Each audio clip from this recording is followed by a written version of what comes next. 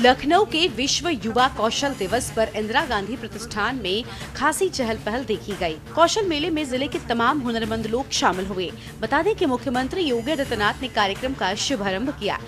ये आयोजन प्रदेश के 75 जिलों से कौशल विकास प्रशिक्षण केंद्रों में AI नवाचार से जुड़े प्रशिक्षणार्थियों के लिए आयोजित किया गया।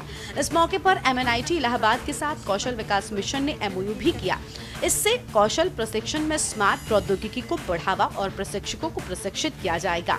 इस अवसर पर इंडस्ट्री पार्टनर को सम्मानित किया गया।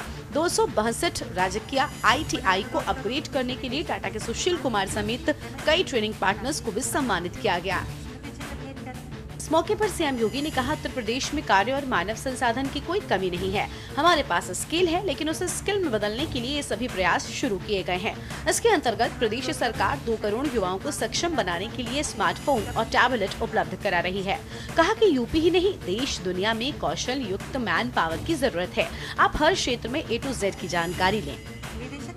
उत्तर प्रदेश में कार्य की कमी नहीं,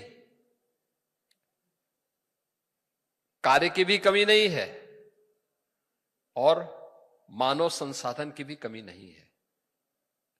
हमारे पास स्केल है, लेकिन उस स्केल को स्किल में बदलने के लिए ही ये सभी प्रयास प्रारंभ किए गए हैं, जिसके अंतर्गत प्रदेश सरकार 2 करोड़ युवाओं को डिजिटली सक्षम बनाने के लिए स्मार्टफोन और टैबलेट उपलब्ध करा रही है। 50 लाख युवाओं को अब तक हम उपलब्ध करा चुके हैं।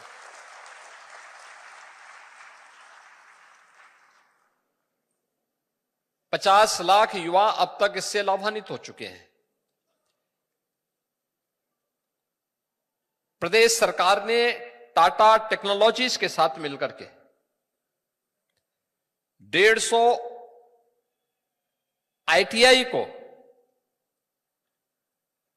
जिस रूप में न्यू एज टेक्नोलॉजी के साथ जोड़ करके इंडस्ट्री और मार्केट की डिमांड के अनुरूप उस प्रकार की ट्रेड और ट्रेनिंग के साथ जोड़ने का काम किया है।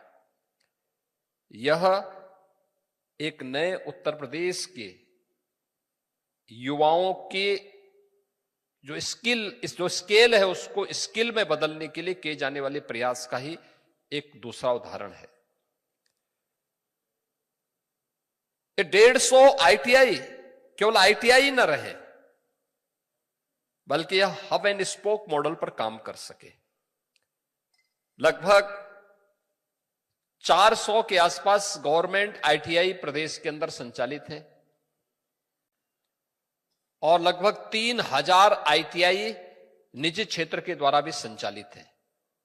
गवर्नमेंट के स्तर पर संचालित ITI में फीस कुल 40 रुपया है। निजी क्षेत्र में भी जो ITI हैं, उन ITI में भी गवर्नमेंट वहां पर बहुत सारी इंसेंटिव देती है। सीएम योगी ने कहा, इंडस्ट्री बाजार के अनुरूप मांग को पूरा नहीं कर पा रही है।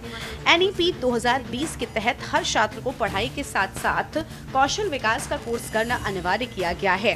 माध्यमिक में भी युवाओं को ट्रेन कर रहे हैं। उन्होंने कहा कि पहले हमें अपने युवाओं को प्रदेश देश में ही रोजगार के लिए तैयार करना है।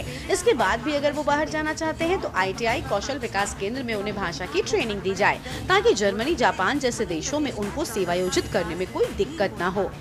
आपको बता दें कि कार्यक्रम में संबोधित करते हुए व्यावसायिक शिक्षा राज्य मंत्री कपिल देव अग्रवाल ने कहा कि सीएम युवा आइकन है, उनका आगमन हमें ऊर्जा देता है। पीएम मोदी और सीएम योगी का सपना है कि युवा कैसे कुशल हो, नौकरी लेने वाला ही नहीं देने वाला भी बने। युवाओं के बिना $10,000 की अर्थव्यवस्था बनाना संभव नहीं है। पैच, ये लाइन गलत है।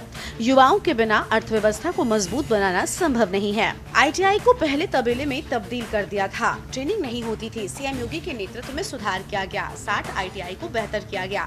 टाटा के सहयोग से 8000 करोड़ भी ITI में नई तकनीकी के साथ काम करते हुए मिलेंगे। 5 जिले में टाटा के सहयोग से इनक्यूबेशन सेंटर बनने हैं।